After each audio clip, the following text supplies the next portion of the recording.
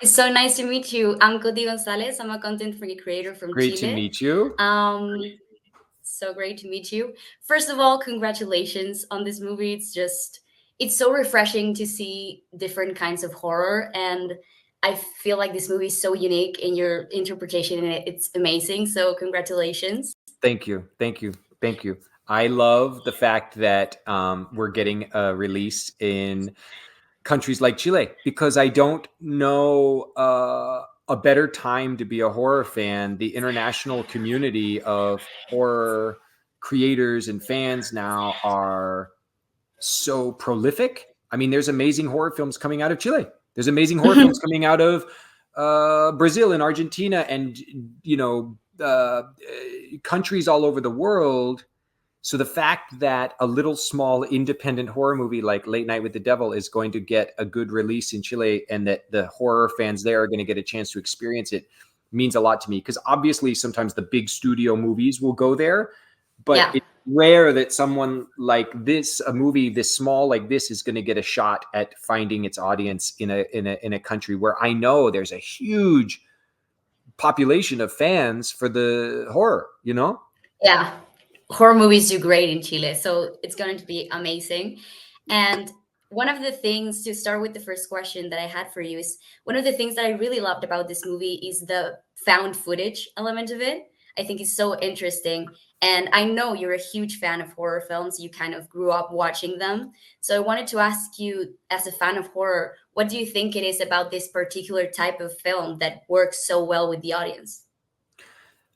I think, interestingly, that found footage is very hit and miss. Sometimes it really Okay. works, sometimes it doesn't really work. And here is, to me, what makes found footage work and what makes every film work. So it doesn't matter to me if it's found footage, if it's a rom-com, if it's a splatter gore horror movie. You need to care about the characters and their relationships to one another. So when you watch a really, really good found footage movie like Paranormal Activity, you care about this family, the relationship, the actors that were playing those characters. Or Blair Witch, you feel like you know these people. So as Mhm. we were making Late Night with the Devil, I'm trying to present the talk show version of Jack, who's funny and charming and silly, but the behind the scenes Jack, who is the real human being. I think audiences hopefully will respond to the fact that these characters have very deep and meaningful relationships, from the co-host Gus to Dr. June Ross Mitchell, where there's a special relationship building, to his producer Leo. All of these relationships are very grounded in something that is meaningful, and I think that is what makes audiences lean forward and Yeah. care. I love that. And talking about your character, Jack Delroy, you said in another interviews, you've said in a couple of interviews that playing Jack was a big challenge for you compared to other roles that you've done in the past. So I wanted to ask you if maybe you were able to find similarities between yourself and your character to help you portray Jack Delroy. As an artist, as a human being, I have struggled.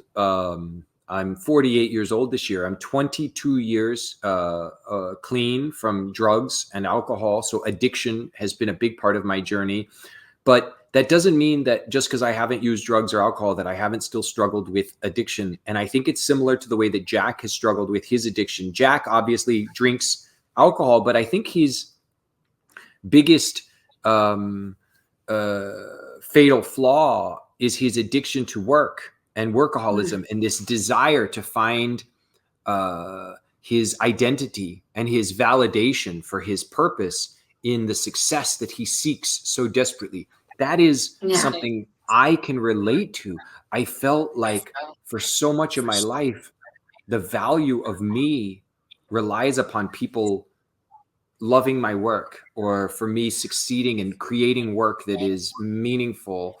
And when you lose sight of what really matters in life, the people you love, the taking care of yourself, loving yourself, and you get so caught up in in the very painful, hellish kind of wheel that Jack is, I felt like I could really relate to that. And I have lost myself before. And when you lose yourself, when you stop sleeping, when you stop taking care of anything that really matters, and you're just so determined to be successful, you can really go into a kind of hellish detachment from the things that keep you feeling both healthy and sane.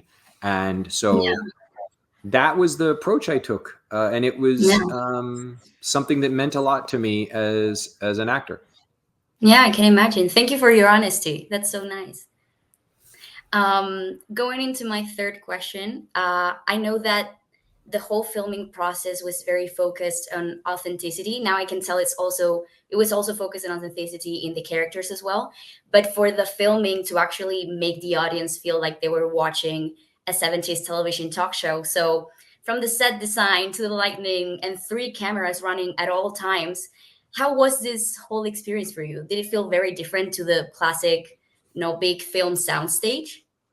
It was so special, and one of my favorite elements aesthetically about filming the movie was that it really reminded me of being back in Chicago and being back in the theaters that I learned I my. love that.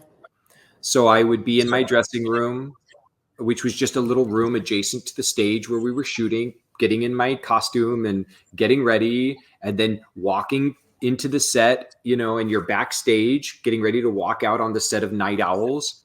And it just felt like I was getting ready to go on stage and perform, Sam Shepard or Tennessee Williams or Shakespeare. And you go, this is my element. I love it. It was really magical and special.